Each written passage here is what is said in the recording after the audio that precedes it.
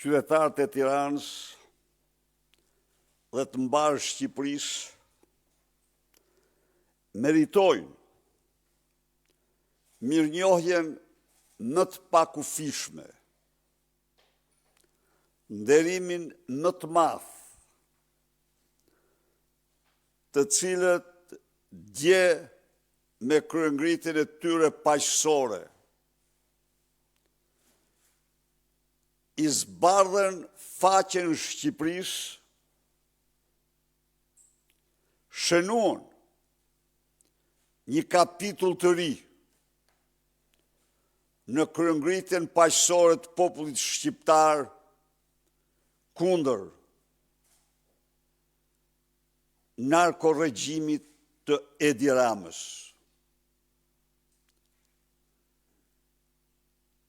Pas 20 shkurtit të vitit 1991, 10 shkurti i vitit 2026, do të shënohet në analet e përpjekjeve të shqiptarëve për liri dhe dinjitet kombëtar dhe njerëzor, si ngjarja më e rëndësishme, si kapitulli, si faqja më e ndritur e kryengritjes paqësore të shqiptarëve për çlirimin nga diktatura autoritare e organizatës kriminale që kryesohet nga Edi Rama.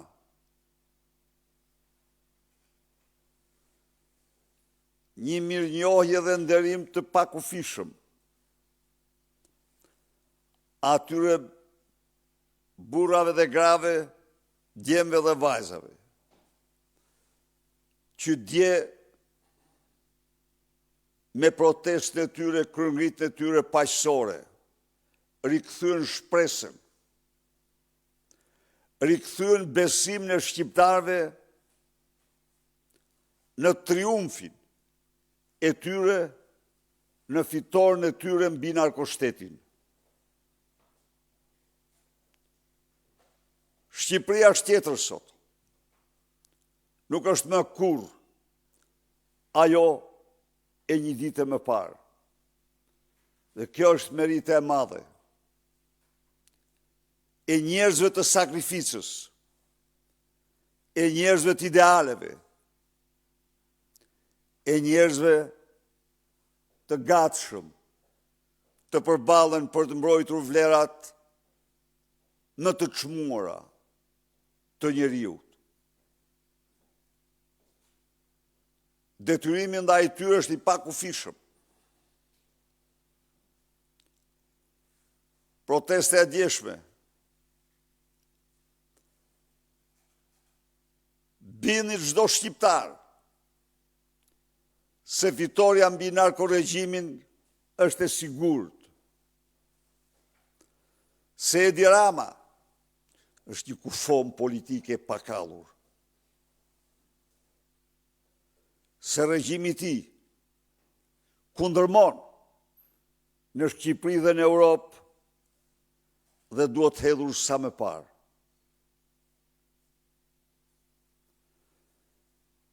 Por në qoftë se kjo ishte madhështia e qytetarëve, revoltës tyre, kryengritjes tyre paqësore, i shëmtuar, antiligjor, antikushtetues, ishte reagimi i narkoqeverisë, i organizatës kriminale me në krye Edi Ramën ndaj protestuesve paqësorë.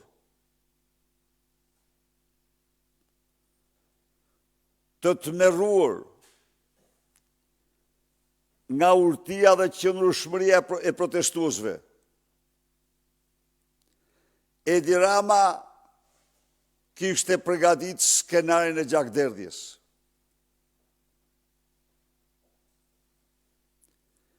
Kishte përgatit ekzekutimin e protestuesve paqësor në shesh. Për këtë qëllim ai kishte vënë në krye në komandë në krye të banditëve me uniformë. Kriminelin famzi Sokol Bishga, njeriu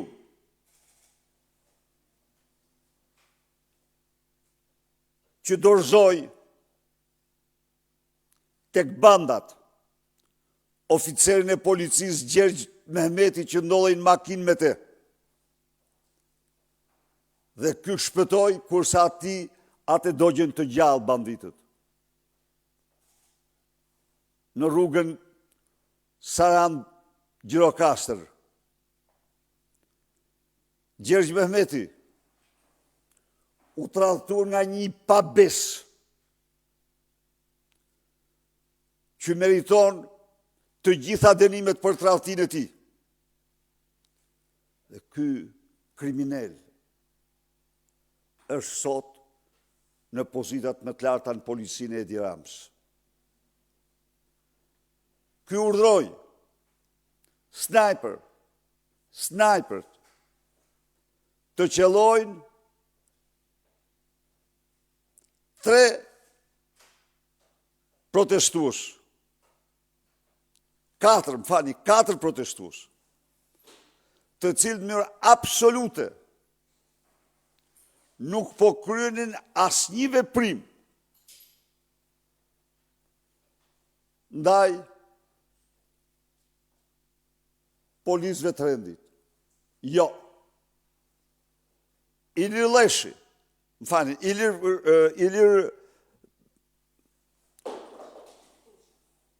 Urdo? Tufi.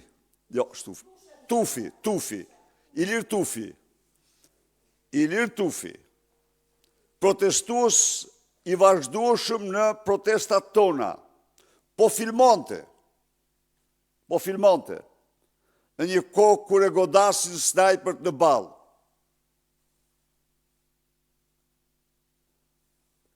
Goditja me pluma, gome në kokë, provohet në shumë të raste vdekjeprurës.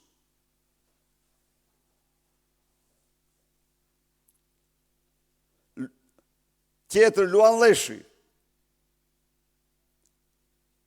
i goditur edhe ai pas një motiv, Dem Dollapi, i goditur dhe ai në kokë.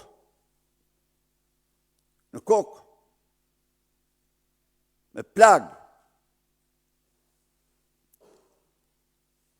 Dhe një zonjë. Pra, janë 4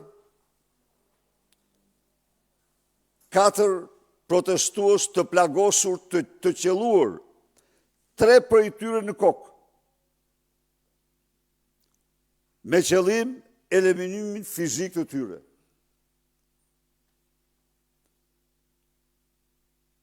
Edi Rama donte gjak për të shpëtuar Plaçken dhe Lubin. Plaçken që ka vjedh vetë dhe Lubin.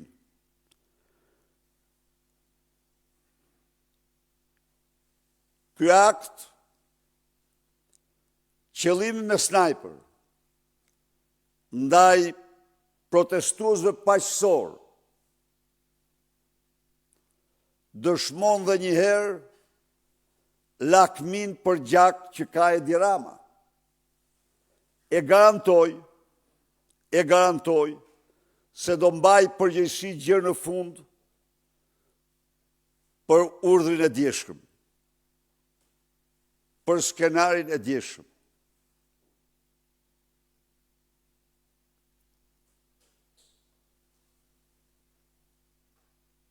Jo vetëm kaq.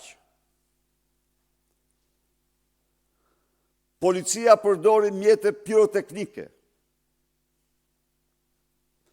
përveç gazit dhe ujit, përdori mjete piroteknike kundër demonstruesve.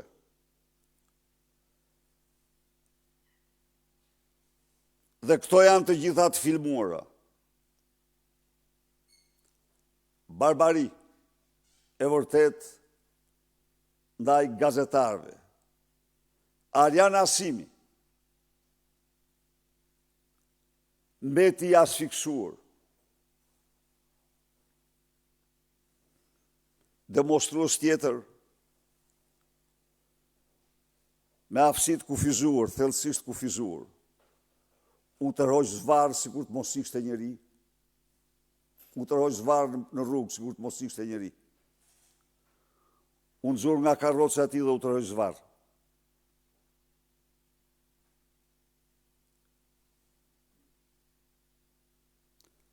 Gazetarëve u hodhen me qëllim sasirat mëdha gazi që të mos mund të kryenin funksionet e tyre. Ndaj një operatori të News 24 është hedhur mjet piroteknik, sipas gjitha dhënave, që është hedhur nga ana e policisë drejt tij, kjo është e sigurt.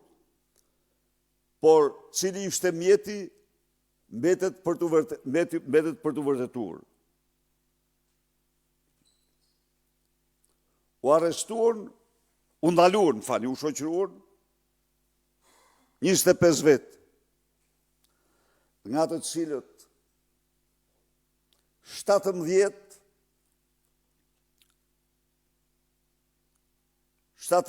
ju kanë komunikuar masën e arrestit. Absolutisht pa asnjë fakt.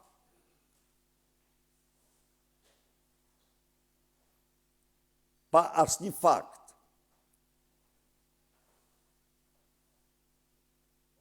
Pa asnjë incident. Thjesht i kanë kapur për numër. Këta janë Joel Korbi, Rej Bogdani, Joel Korbi 17 vjetë, Rej Bogdani 16 vjeç, Orest Halilaj 17 vjeç, Kreshik Kastrati 16 vjeç, Zeni Guraj 16 vjeç. Do të them këtyre trive se janë krenaria mbar kombit. Janë krenaria kombit shqiptar. E nisin jetën politike në një betej me të keqen e kombit vetë. Arturo Kadria 19 vjeç, Sadri Peka 17 vjeç, Kreshnik Qeqo 36 vjeç, Suzana Dinushi 48 vjeç, Klodiana Bajrami 24 vjeç, Leonid Tusha 21 vjeç, Gjersi Velçanaku 19 vjeç, Klajdi Subashi 26 vjeç, Ramazan Nuku 29 vjeç, Florian Nuku 32 vjeç, Daniela Leka 17 vjeç, Ernest Kapo 31 vjeç, e kanë liruar. Herojt vërtet, të gjithë këta, të shpres solidaritetin tim dhe të mbarë shqiptarve. Ata janë aty si qendrështar dhe denoj me forcën më të madhe urdhër arrestin ndaj qytetarëve që në përputhje me kushtetutën po protestonin të revoltuar. I garantoj autor të këtij arresti se drejtësia vonon, por nuk harron bita, edhe do bjeri. Zonja dhe zotri, dhuna e egër e banditëve dje nuk kurseu deputet të Kuvendit Popullor. Ju jeni dëshmitar se si para kamerave u vërsulën me urdhër të veçantë, goditën dhe keqtrajtuan deputetin Bledjon Nallbati me urdhër të Edi Ramës, i cili në mënyrë absolute nuk po kryente asnjë veprim përveç se një të mitur që po e keqtrajtonin e ndihmoi. Akt kriminal, akt politik kriminal. Goditja e Bledjon Nallbatit, goditja publike, përpjekja për ta asfiksue me gaz në fytyrë, për bën një krim të shëmtuar, një akmarrje primitive të Edi Ramës ndaj deputetit guximtar, Bledjon Nallbati. Qëndrim brutal, të dhunshëm, kriminal, kanë mbajtur ndaj deputetit Zia Ismaili, doktor Zia Ismailit, i cili edhe ai po protestonte krejtësisht në përputhje me standardet tona të protestës, të revoltës paqësore. Sulmi ndaj deputetëve të opozicës, sulmi fizik ndaj deputetëve të opozicës, dëshmon se Edi Rama kërkon përballje civile. Edi Rama është një hakmarrës primitiv i cili për të shpëtuar ligjit nga plashkat që ka vjedhur, nga miliardat që ka vjedhur së bashku me Lubin, është i gatshëm të kryej çdo veprim vetëm e vetëm të shpëtoj ligjit. Por unë i garantoj Edi Ramën se është absolutisht i pashpresë.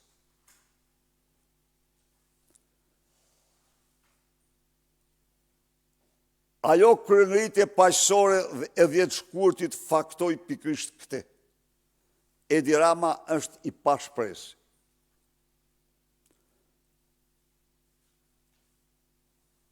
Zonja dhe zotëri, reagimet e narkoqeveritarëve të tmerruar, e kreut të organizatës kriminale Edi Rama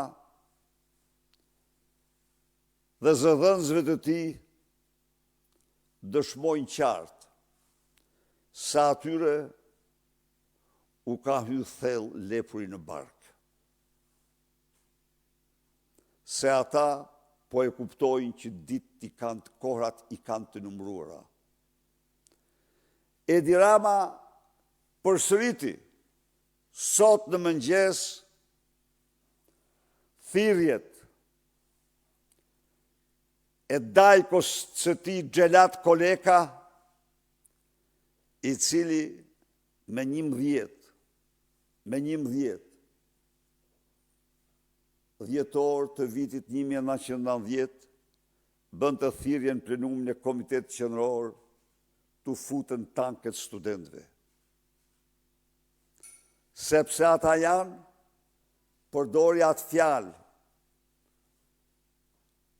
që unë s'dua ta them këtu, por çdo shqiptar e din, sepse Edi Rama e mban në gojë nga mëngjesi gjerë në darkë. Edi Rama, pra, sot në mëngjes, përdori fjalorin e Dajos t'i Xhelat kundër protestuesve. Një popull të tërë e quajti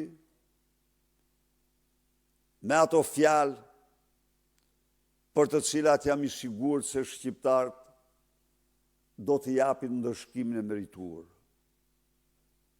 Sot,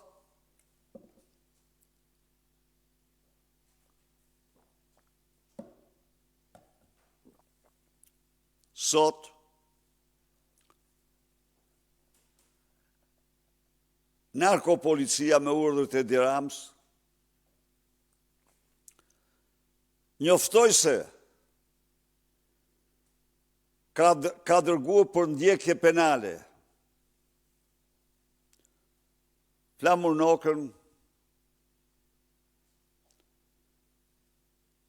Ervin Minorolin, Klevis Balliun, të cilin gjithashtu e kanë keq trajtuar dje,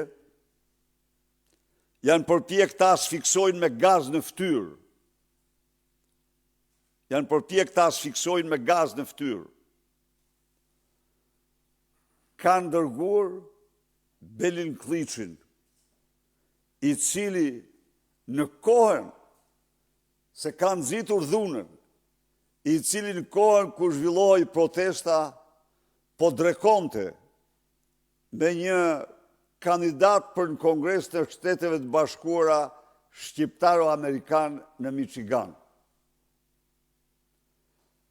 Kuptojeni pra se çfarë mashtruesish ordiner të neveritshëm janë. Të turpshëm, por këte kishin të para përgatitur. Ata nuk morën asnjë informacion, vetëm këta duhet dërgohen për ndjekje penale. Belindi ka nxit dhunën dje, në një kohë kur ai po drekonte në Michigan me një kandidat për në Kongres të Shteteve të Bashkuara nga komuniteti shqiptaro-amerikan. Përveç kësaj, faqe e zezë tjetër e këtij skenari ishte loja me barrela dhe policë. Siç i pat ju, u hudhnin gaz policëve vetë dhe i fusin në ambulancë. Evidente si ta asfiksuar.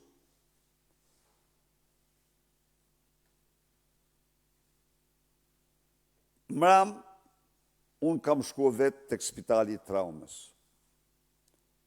Këta njoftonin se 7 policë janë në spitalin e traumës. Asnjë vetëm. Personeli mjekësor më njoftoi se aty kishin shkuar 5 policë i kishin dërguar pa asnjë problem. Dhe ata kishin asnjë lloj shqetësimi, nuk ishin as regjistruar, po ishin kthyer siç kishin ardhur. E vërteta kjo. Nuk kishte asnjë policë të plagosur, e gjithçka skenar. Asnjë. Që mund të ndodhte, s'mund të them se asnjë të gërvishtur. Jo, asnjë. I kanë dërguar në spital vetëm për të plotësuar skenarin. Meqense aty nuk doli se kishte asnjë dhe unë i denoncova me njëherë, dhanë komunikatën tjetër se kanë shkuar në 2 spitale, gënjeshtra. Asnjë policë nuk është gërvisht. Në një kohë, kur janë qelluar me plumë në ballë, protestuesit paqësorë. Një mirënjohje pak u fishme për mediat që e përcollën minutë pas minute kryengritjen paqësore të fuqishme të shqiptarëve në Tiranë dhe po kaq mirënjohje mediave ndërkombëtare të cilat ishin në një ndjekje absolute të kësaj revolte dhe e johunuan atë në mbar botën. Të gjitha këto dëshmojnë se është populli opozitar ai që do përmbys këtë narkodiktaturë dhe se 20 shkurti shqiptarët mezi po presin si orën e tyre, si ditën e tyre, historia i pret.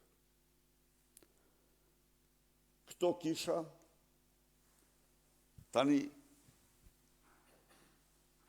video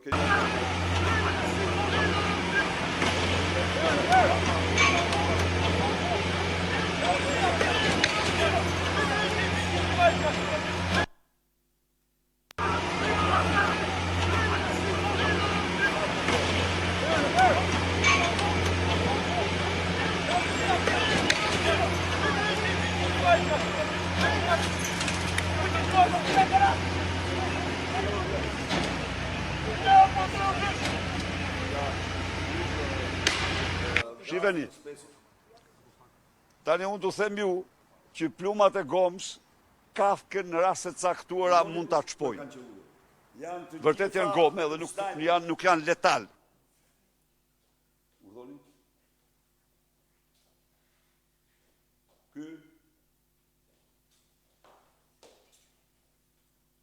Pra, Arjan Asimi, gazetarët e diasporë, e urren Edi Rama sepse qëndron fuqishëm. Ka denoncuar në radion e tij. Shikoj çfarë ndodh. Ky është një demokrat i flak me probleme të aftësisë ndryshme.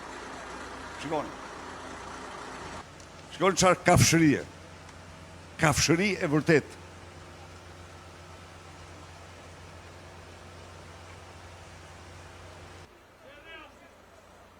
Ja, ky është i njëjti person. Ky është për karrocë.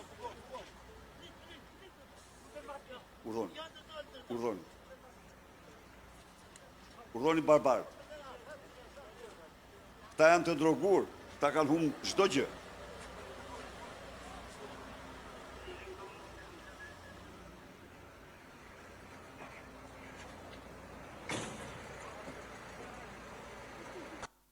Karrocën ja lanë atje, heroi vërtet, një heroi vërtet, heroi vërtet.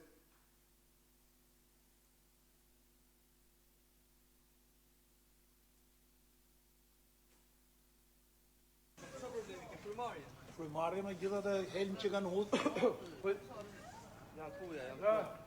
Mushe do të me frymë. Just move there.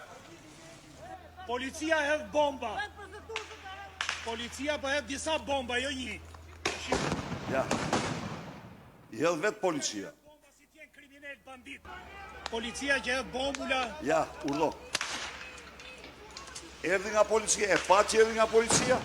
E pa. Barbari.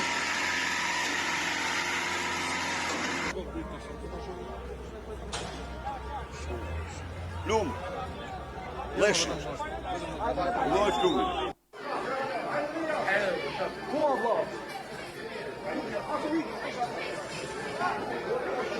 Erdhën hodhën gaz në Seli.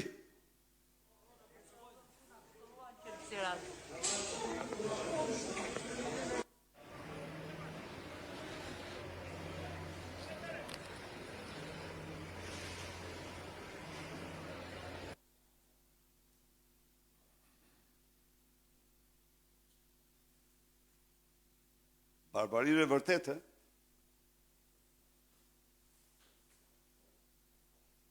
të marrësh të zvarrisësh një person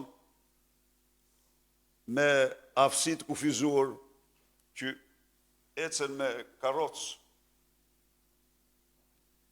Plaga, kosha plagë plumi gomës në kokë. Urdhoni.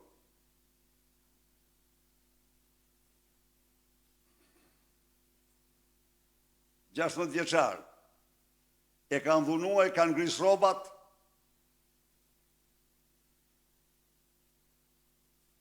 në një kohë kur po protestonte në mënyrë më paqësore. Iliri, shkoj në spital,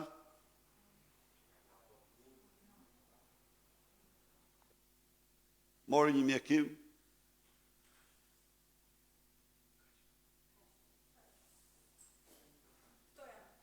këto janë. Tani do ja uçoni të gjitha këtyre.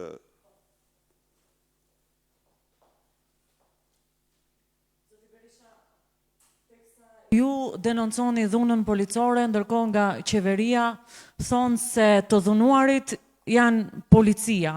Kreu i qeverisë Edi Rama mandje ka kërkuar drejtësi për policët e plagosur dhe ndëshkim për protestuesit, ndërkohë që edhe Ministria e Brendshme, Ministria Koqiu ka bërë një reagim duke ju cilësuar ju personalisht si një dhunues përsëritës dhe ka pretenduar se janë kryer akte barbare ndaj policisë. Keni një përgjigje për Ramën dhe Koqiun? Faleminderit. Jeni të pashpresë. Jeni të pashpresë. Kjo është përgjigja ime ndaj tyre. Jeni të pashpresë. Largoni sa më shpejt hipni dorëheqjen. Mos mendoni se unë e di dhe u them shqiptarëve që Edi Rama është absolutisht i gatshëm të ndezë Shqipërinë për të mos u dorëzuar tek drejtësia. Të dashur qytetarë dhe qytetare, ju lutem ta realizoni dhe ta mendoni se ky njeri në qindra dhe mijëra firma ka krye krime, qindra dhe mijëra krime, sepse janë këto firma të cilat sollen tunelin e Llogaras, aeroportin e Vlorës, portin e Durrësit. Janë këto firma të cilat i dhanë Olsi Ramës 37.000 metër katror tokë të pronarëve të repartit ushtarak. Janë këto firma të Edi Ramës, të cilat i dhanë Bolinos së tij 4.000 metër katror tokë të pronarëve në qendër të Tiranës, me 4 vendime me emra. Janë këto firma të Edi Ramës, me cilat s'ka akshi u shndruar në sipërmarrjen e tij private, në kopshtin e tij privat. Janë këto firma që u dhanë troplinëve 5 kulla dhe 12 pallate në 38.000 metër tokë publike. Janë këto firma në qindra vendime të cilat janë vendime krimi. Ndaj dhe Edi Rama është i gatshëm të bëjë gjithçka qytetar dhe qytetare dhe të mos dorëzohet tek drejtësia. Por ju e pat, shqiptarët e kanë kuptuar, ndaj dhe ishin dje më shumë se kur në protestën kundër tij. Po dje nuk ishte vetëm bulevardi. Jo. Po Brukseli si ishte? Si ishte Brukseli? E morët vesh besoj. Ishte kartoni i zi. Mos guxo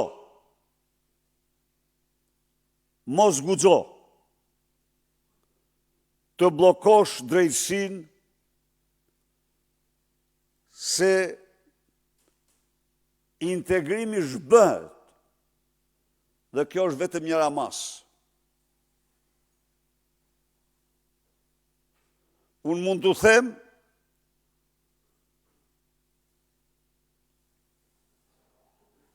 nuk po ndalem në se s'më takon të komentoj brëndin e takimit, por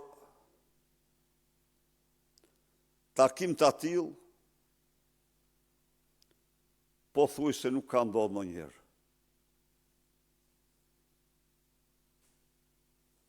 Pse? Se edhe aty ka dash të gënjej t'i mashtroj. Po. Edhe aty ka dash t'i mashtroj.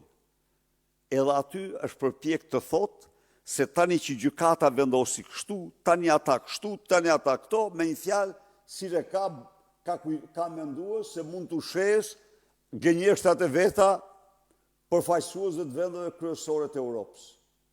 Por, kartonin e pa. E pa kartonin. Në fakt, ishte i neveritshëm. Do më thënë, aty a i neveriti audiencën shumë. Po, nuk ja zjatën. Jo.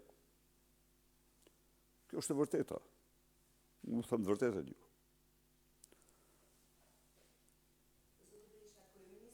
E tij ka theksuar se opozita do të shkojë në disfat në zgjedhjet e ardhshme.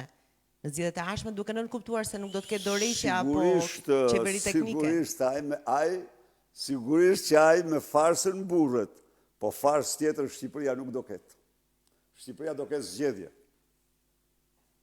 Shqipëria do ketë zgjedhje. Ky popull është këmbë për votën sepse do të ketë zgjedhje. Ai atë mendon. Ai mendon se prap do të ndëshkojnë shqiptarët me farsë elektorale, kurse ne i themi shporu, qerohu, se zgjedhje me ty nuk ka dhe shqiptarët do votojnë të lirë. Kjo është gjithçka.